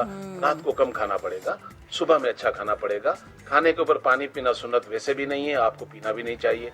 सेकंडली, बच्चों में ज्यादातर आजकल एक और प्रॉब्लम जो है कॉन्स्टिपेशन की, तो माँ बाप बड़े परेशान होते हैं और सिरप्स और पता नहीं क्या क्या उनको खिलाते हैं। तो मैं उनसे रिक्वेस्ट करूंगा, पहले अल्लाह की नेमतों को अपने घर में आजमाइए। आप क्या करें, सपोज करें कि आपके बच्चे 1 साल, 2 साल, 3 साल के हैं और वो बेचारे कॉन्स्टिपेशन में, तो 3 चीजें आप ले लें जो कि अमूमन घरों में होती हैं। बादाम का तेल ले लें 40 ग्राम, और जैतून का तेल ले लें 40 ग्राम, कैस्टर ऑयल ले लें 40 ग्राम। तीनों ऑयल्स को मिला लें। अब आपकी ये मेडिसिन रेडी है। आप आधी चमची छोटे बच्चे के लिए दूध में मिला के पिला दें, और बच्चा अगर 2-3 साल का है तो 1 टीस्पून तक जा सकते हैं। अच्छा, अगर कोई बड़ा है तो 1 टेबल स्पून रोजाना ले सकता है, इससे दिन में 1 दफा किसी भी वक्त। लेकिन डॉक्टर साहब, आपने जो ऑयल्स बताए हैं, कैस्टर ऑयल है, आलमंड ऑयल है, ऑलिव ऑयल है, ताल्लुक है। ऑलिव ऑयल इस गर्मी में ये हम तो कहते हैं गर्म होता है, तासीर गर्म होती है, तो ऐसे में बच्चे को देना ये ठीक है इस मौसम में? हाँ, नहीं, हाँ नहीं, उसकी वजह ये कि जब आप तीनों ऑयल मिक्स करते हैं तो ऑयल की केमिस्ट्री चेंज हो जाती है। दूसरा, क्वांटिटी इतनी कम है, 1/2 टीस्पून, जो कोई भी उसका इम्पैक्ट नहीं आएगा। ये देखना पड़ता है। और अच्छा, दूसरी चीज ये होती है कि पहले आप बात मुकम्मल कर लें। जैसे आपने कहा कि जी बोलिए। नहीं, मैं ये पूछना चाह रही थी कि आप इतनी सारी बातें तो बता रहे हैं, साथ में मुझे ये बताइएगा जैसे लॉकडाउन में थोड़ी सी नरमी आई और वो फूड डिलीवरी शुरू हुई तो उसके बाद में भी थोड़े से प्रॉब्लम्स बढ़े हैं, यानी फिर वो जो फोकस है ना वो एक बार फिर घर के खाने से बाहर के खाने पे चला गया। कुछ प्रॉब्लम्स बच्चों में और बड़ों में भी इसकी वजह से आए, इसका भी तदारुक बताइएगा। देखें, आप मैं आपको बीइंग अ डॉक्टर बता रहा हूँ और आप तो माशाल्लाह हर चीज को कवर कर रहे होते हैं आपके शोज में। आप देखें, आपको शायद बाजारों में, मॉल्स में, शॉपिंग मॉल्स में इतना रश नहीं मिलेगा जितना आपको हॉस्पिटल मिलेगा। किसी भी हॉस्पिटल में चले जाएं वो आपको खाली नहीं मिलेगा। उसकी रीजन ही यही है कि लोग अब घर का खाना नहीं खाते हैं, सादा खाना नहीं खाते हैं, उनको चटपटे मजेदार खाने चाहिए, वो भी बाहर के चाहिए। अब बाहर जितनी हाइजीनिक का ख्याल रखना पड़ता है खाने में वो आपको नहीं पता। प्रेजेंटेशन बहुत अच्छी हो सकती है लेकिन ये भी तो देखना पड़ेगा ना कि गोश्त कितना पुराना है। तो आप अपने घर में खाएं, सादा खाएं और जितना देखें, अल्लाह ताला का एक निजाम है। आप अपने घर के दरवाजे से भी हर गेरे एरे को आने नहीं देते हैं। आपके जिस्म का दरवाजा आपका मुंह है, इसके अंदर हर चीज कैसे जाने देते हैं। तो खाने से पहले ये भी तो हमें सोचना पड़ेगा किस चीज की कैलोरीज कितनी है, किसके बेनिफिट कितने हैं। तो मैं तो लोगों के लिए सिंपल करता हूँ कि भाई सादा खाएं, घर का खाएं, कोशिश करें जो प्रोसेस की हुई चीजें हैं उनसे बचें। चाहे उसमें सफेद चीनी है, चाहे उसमें ऐसी बहुत सारी चीजें हैं जो आपको डब्बों में पैक मिलती हैं। तो आप अपने घर में इस चीज पर तवज्जो दें ताकि अल्लाह ताला आपको उन बीमारियों से महफूज ही रखे। जो दूसरा आपने सवाल किया था कि जो लोगों का मोटापा बढ़ रहा है, तो अभी हाँ जी, तो अभी आजकल बड़ा मशहूर था ये सना मक्खी, आपने देखा होगा, बहुत चल रही थी। जी जी जी। उमूमन मैं तो कहता हूँ लोगों को ये अकेली कभी नहीं लेनी चाहिए। लोग ले लेते हैं, बेचारे सालों से लेते हैं, फिर फंस जाते हैं, फिर इसके बगैर मैदे के मसाइल हल नहीं होते, स्पेशली कॉन्स्टिपेशन के मसाइल। तो मैं उनसे रिक्वेस्ट करूंगा, बहुत अच्छी चीजें जरूर लें लेकिन अकेली नहीं लें। एक जड़ी बूटी का नाम है रेवंड चीनी। रेवंड चीनी जो जड़ी बूटी है, अगर वो आपने लेनी है 50 ग्राम, तो अब सना मक्खी के पत्ते भी 50 ग्राम ले लें और इनको मिक्स करके पाउडर बना लें। ये कॉन्स्टिपेशन की भी दवाई है और पेट अंदर करने की भी दवाई है। बस कोशिश करें पत्तों के अंदर डंडियां वगैरह ना हो, साफ सुथरा अगर मंगा के 50-100 रुपए का अपने घर में साफ करके फिर इसको पाउडर बना लें, तो ये भी आपको हेल्प आउट करती है कॉन्स्टिपेशन पे भी, पेट अंदर करने के लिए। और आजकल बहुत मशहूर है, पूरी यूरोप में तो बहुत इस्तेमाल हो रहा है, चिया सीड। चिया सीड आपको जो है वो आसानी हर हर्बलिस्ट के पास तो नहीं मिलेगा, हमारे पास होता है, बाहर से आता है। यहाँ पर लोग उसके नाम पर भी तो मलंगा खा रहे होते हैं बेचारे। तो chia seed is a very different things, बहुत अलग चीज है, लेकिन किसी भी बड़े स्टोर से आपको मिल सकता है। वो बेहतरीन चीज है आपकी बेली और थाइस के लिए। तो 1 टेबल स्पून रात को एक गिलास में डालकर भिगो दें, सुबह न्यार मुंह आप उसमें थोड़ा सा शहद, थोड़ा सा लेमन डाल के पिएं। अगर आपको शुगर है तो दोनों चीजें नहीं डालिएगा, फिर आप दालचीनी का आधी चमची पाउडर, अगर आप शुगर में है, ब्लड प्रेशर में है, तो आप आधी चमची दालचीनी डाल दें। 1 गिलास रात को जो भिगो के रखा सुबह पी लें, शाम को जो भिगो के रखेंगे वो रात को सोने से पहले पी लें। ये मिरेकल है फॉर बेली एंड थाई, लेकिन मैं कहूँगा वॉक जरूरी है, वो करें। वो जबरदस्त है। पहले मुझे पहचान बताएं, चिया सीड और तुख्म मलिंगा के दरमियान पहचान क्या है?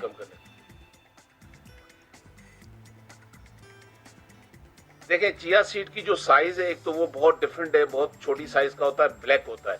ये ब्लैक नहीं होता, और ये थोड़ा सा व्हाइटिश ब्राउन और ब्लैक थोड़ा मिक्स होता है, दाना थोड़ा बड़ा होता है। दूसरा, इसको पानी में डालेंगे अगर पूरी रात भी रखेंगी तो ये इतना नहीं फूलेगा, ज्यादा ज्यादा अगर थोड़ा सा फूल गया, लेकिन दाना दाने से मिक्स नहीं होगा, गिलास भर नहीं जाएगा, बहुत डिफरेंट है।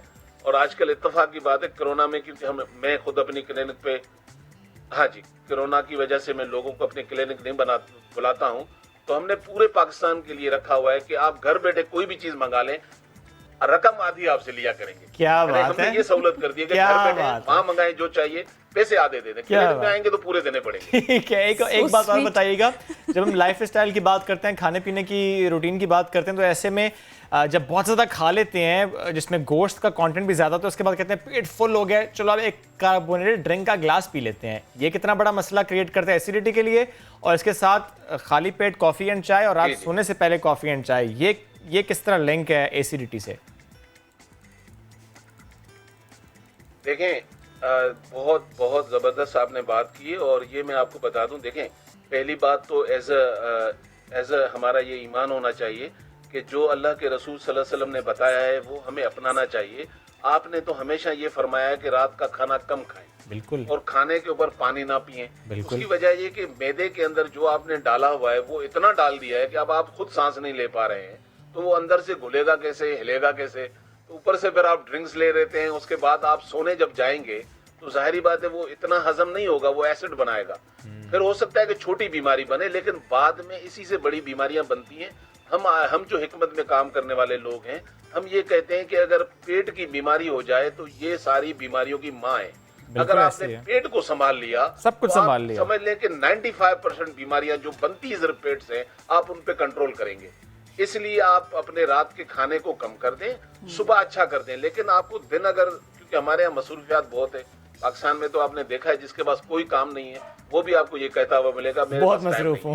नहीं। भाई अपने लिए टाइम निकालें ना, आप रात को 10 मिनट 20 मिनट आधा घंटा खाने के बाद आप जरूर वॉक करें। वॉक जरूर करें। डॉक्टर ईसा बेहद शुक्रिया साथ मौजूद थे। अपने खाने का ध्यान अपनी जगह, उसके औकात जो है वो अपनी जगह, उसमें सिलेक्शन ऑफ फूड अपनी जगह, लेकिन वॉक की बहरहाल बहुत ज्यादा गुड इंपॉर्टेंस है प्रैक्टिसेस ना, Yes. उसको हमें शामिल करना पड़ेगा।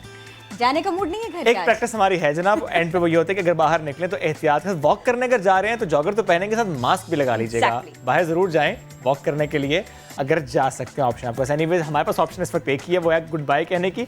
कल मुलाकात करेंगे, तब तक के लिए अल्लाह हाफिज।